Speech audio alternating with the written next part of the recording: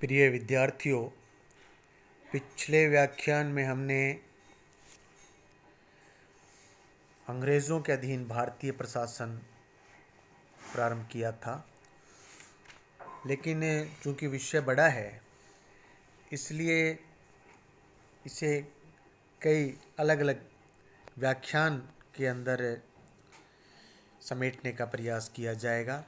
आज उस पर दूसरा व्याख्यान है। कल हमने रेगुलेटिंग एक्ट किया था जो कि 1773 के अंदर आया था और सरकार ने, जो ब्रिटेन की सरकार थी, उसने कंपनी के जो कर्मचारी थे, कंपनी था ईस्ट इंडिया कंपनी, उन पर कुछ प्रतिबंध लगाए थे, जैसे कि कर्मचारियों का निजी व्यापार। तो ये सुप्रीम कोर्ट की स्थापना, ये कुछ चीज़ें रेगुलेटिंग एक्ट के अंदर हमने कल की थी। आज इस श्रृंखला में हम पिट्स इंडिया एक्ट कर रहे हैं जो कि 1784 में आया था। रेगुलेटिंग एक्ट के दोषों को दूर करने के लिए इस एक्ट को पारित किया गया। 1773 में जो रेगुलेटिंग एक्ट आया था उसमें कुछ कमियां रह गई थी, तो आवश्यकता महसूस की गई कि भारत के संदर्भ में एक नया एक्ट लाया जाए। इस एक्ट से संबंधित विधेयक ब्रिटेन के प्रधानमंत्री, जो तत्कालीन प्रधानमंत्री ब्रिटेन के पिट द यंगर, जिनका नाम पिट द यंगर, ने संसद में प्रस्तुत किया और 1784 में ब्रिटेन की संसद ने इसे पारित कर दिया। तो इसके एक्ट के जो कुछ प्रमुख प्रावधान हैं वो इस प्रकार से हैं।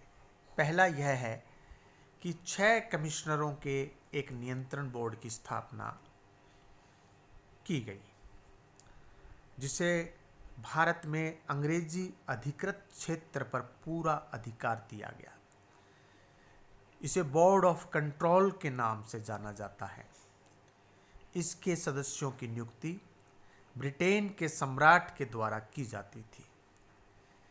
इसके 6 सदस्यों में एक ब्रिटेन का अर्थमंत्री, दूसरा विदेश सचिव तथा 4 अन्य सम्राट द्वारा प्रीवी काउंसिल के सदस्यों से चुने जाते थे। तो ये इस प्रकार इसके 6 सदस्य थे।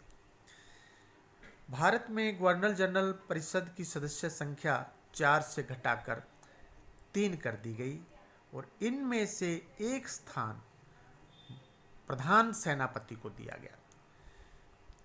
ठीक है, 3 कर दी गई। पहले 4 थे गवर्नर जनरल की काउंसिल में, लेकिन अब एक स्थान है वो कर दिया गया प्रधान सेनापति का।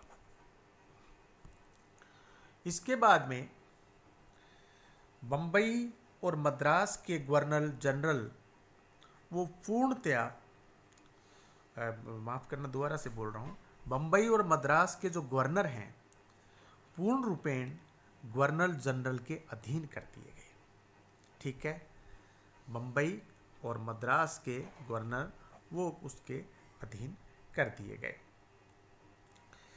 देसी राजाओं से, जो स्थानीय भारत के जो शासक थे, उन देसी राजाओं से युद्ध तथा संधि से पहले गवर्नर जनरल को कंपनी के डायरेक्टर से स्वीकृति लेना अनिवार्य कर दिया गया। ठीक है, ये अपनी स्वेच्छा से नहीं कर सकते थे।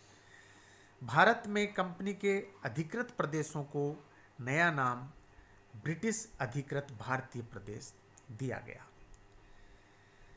मद्रास तथा बम्बई के गवर्नरों की सहायता के लिए 3 सदस्यीय परिषदों का गठन किया गया। ठीक है, उनके लिए भी एक काउंसिल जो है वो बना दी गई ताकि वो वहाँ से विचार विमर्श कर सकें। भारत में अंग्रेज अधिकारियों के ऊपर मुकदमा चलाने के लिए इंग्लैंड में एक कोर्ट की स्थापना की गई। ठीक है, भारत में जो भी अंग्रेज अधिकारी थे उन पर जो मुकदमा है वो कहाँ चलेगा? इंग्लैंड में चलेगा। वहाँ कोर्ट की स्थापना की गई। कंपनी के डायरेक्टर्स की एक गुप्त सभा बनाई गई जो अधिकार सभा या संचालक मंडल के सभी आदेशों को भारत भेजती थी। कोई दिक्कत नहीं है। अगला जो है इसका, संचालक मंडल द्वारा तैयार किए जाने वाले पत्र व आज्ञाएं नियंत्रण बोर्ड के सम्मुख रखे जाते थे, यानी कि बोर्ड ऑफ कंट्रोल के सम्मुख। संचालक मंडल को भारत से, जहाँ भी संचालक मंडल है इसका मतलब बोर्ड ऑफ कंट्रोल, संचालक मंडल को भारत से प्राप्त होने वाले पत्रों को भी बोर्ड के सम्मुख प्रस्तुत किया जाता था। नियंत्रण बोर्ड पत्रों में तब्दीली कर सकता था। तो ये पिट्स एक्ट के कुछ प्रमुख प्रावधान थे, जिसमें जो बंगाल का जो गवर्नर है उसके अंदर मुंबई और मद्रास को भी कर दिया गया है, उसके अधिकार बढ़ा दिए गए हैं। और उसमें प्रधान सेनापति भी एक उसकी जो काउंसिल है उसमें मेंबर कर दिया गया है। और जो भी अंग्रेज अधिकारियों पे मुकदमे चलेंगे वो इंग्लैंड में चलेंगे। ऐसे कुछ सुधार यहाँ पर किए गए। इसके बाद में 1786 में कुछ संशोधन किए गए। गवर्नर जनरल को मुख्य सेनापति की शक्तियाँ भी दे दी गई। गवर्नर जनरल जो है अब वो सेनापति की शक्तियाँ भी उसके पास में हैं। गवर्नर जनरल को विशेष परिस्थितियों में अपनी परिषद के निर्णयों को रद्द करने तथा लागू करने का अधिकार दे दिया गया। ये 1786 में कुछ संशोधन किए गए। 1793 में चार्टर एक्ट एक आया, और उस चार्टर एक्ट का क्या प्रमुख प्रावधान है कि कंपनी के व्यापारिक अधिकारों को अगले 20 वर्ष के लिए और बढ़ा दिया गया। ये जो है चार्टर एक्ट 1793 में आया। इसके बाद में चार्टर एक्ट 1813 में कंपनी के चार्टर की अवधि समाप्त होने वाली थी, क्योंकि वो 20 साल के लिए था, जैसा मैंने अभी बताया आपको। तो इंग्लैंड में कंपनी के व्यापारिक अधिकार को समाप्त करने की मांग की जाने लगी। कंपनी के भारतीय साम्राज्य में अत्यधिक वृद्धि हो जाने से भी व्यापारिक तथा राजनीतिक दोनों मोर्चों को संभालना मुश्किल हो रहा था।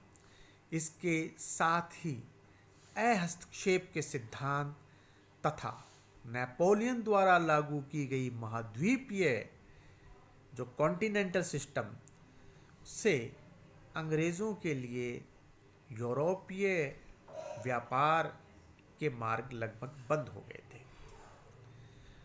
फलतः सभी चाहते थे कंपनी का व्यापारिक एकाधिकार समाप्त किया जाए ताकि दूसरों को भी मौका मिले। इन परिस्थितियों में 1813 का चार्टर एक्ट पारित हुआ, जिसके प्रमुख बिंदु निम्न प्रकार से हैं। कंपनी का भारतीय व्यापार पर एकाधिकार समाप्त कर दिया गया। ऑलराइट, अब कंपनी के अलावा दूसरे जो व्यापारी हैं वो भी व्यापार कर सकते थे। यद्यपि ईस्ट इंडिया कंपनी का चीन से व्यापार एवं चाय के व्यापार पर एकाधिकार बना रहा। तो जो भारतीय व्यापार पर एकाधिकार था वो तो समाप्त कर दिया गया, लेकिन चीन पर अभी भी ईस्ट इंडिया कंपनी व्यापार कर सकेगी। अगला बिंदु, कंपनी के भागीदारों को भारतीय राजस्व से 10.5% लाभांश दिए जाने की व्यवस्था की गई। ठीक है। कंपनी को और अगले 20 वर्षों के लिए भारतीय प्रदेशों पर तथा राजस्व पर नियंत्रण का अधिकार दे दिया गया, किंतु स्पष्ट कर दिया कि इससे इन प्रदेशों का क्राउन के प्रभुत्व पर कोई प्रभाव नहीं पड़ेगा। ठीक है। सभी अंग्रेज व्यापारियों को भारत से व्यापार करने की छूट दे दी गई। अगला, बोर्ड ऑफ कंट्रोल जो नियंत्रण बोर्ड है की शक्ति को परिभाषित किया गया और उसका विस्तार भी किया गया। ईसाई धर्म प्रचारकों को भारत में धर्म प्रचार के लिए सुविधा प्राप्त हो गई, लेकिन वो आज्ञा प्राप्त करनी जरूरी थी। ईसाई धर्म प्रचारक अपने वहाँ की गवर्नमेंट से आज्ञा प्राप्त करके भारत में धर्म प्रचार के लिए अब आ सकते थे। ब्रिटिश व्यापारियों तथा इंजीनियरों को भारत आने तथा यहाँ बसने की अनुमति प्रदान की गई। इसके लिए उन्हें संचालक मंडल या नियंत्रण मंडल से लाइसेंस लेना आवश्यक था। ठीक है। अगला जो प्रावधान है बहुत महत्वपूर्ण है। कंपनी की इंग्लैंड की सरकार ने जो किया है, कंपनी की आय से भारतीयों की शिक्षा के लिए प्रतिवर्ष 1 लाख रुपए व्यय करने की व्यवस्था के लिए आदेश दिया गया, प्रावधान किया गया। ये बहुत ही महत्वपूर्ण बात है कि अब अंग्रेज जो है भारतीयों को शिक्षित करने का भी कार्य करेंगे। तो इस प्रकार आज का जो हमारा व्याख्यान था अंग्रेज़ों के अधीन भारतीय प्रशासन, उसका पार्ट 2 था। कल के इससे पिछले व्याख्यान के रेगुलेटिंग एक्ट के बाद हमने पिट्स इंडिया एक्ट किया। पिट्स इंडिया एक्ट जो 1784 में आया था, 1786 में उसमें कुछ संशोधन किए गए। 1793 का जो चार्टर एक्ट था उसमें कंपनी के व्यापारिक अधिकारों को अगले 20 वर्ष के लिए बढ़ा दिया गया। और इसी के साथ हमने किया चार्टर एक्ट 1813, जिसमें कंपनी का भारतीय व्यापार पर एकाधिकार समाप्त कर दिया गया। लेकिन चीन के साथ में उसके जो अधिकार, जो व्यापारिक अधिकार हैं, वो अधिकार बने रहे। ईसाई धर्म प्रचारक अनुमति से भारत में आ सकते थे।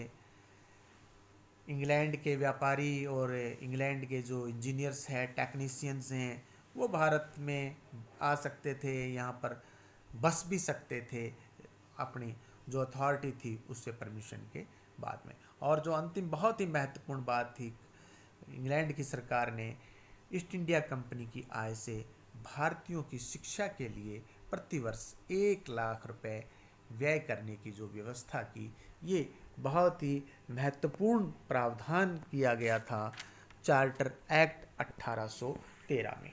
सामान्य ज्ञान की दृष्टि से ये बात कई बार पूछी जाती है, तो इसके लिए आपका जो उत्तर है वो 1813 का चार्टर एक्ट है, जिसके माध्यम से ये हुआ, जिसके माध्यम से ईस्ट इंडिया कंपनी का भारतीय व्यापार पर जो एकाधिकार है वो समाप्त हुआ। धन्यवाद। शेष अगले व्याख्यान में।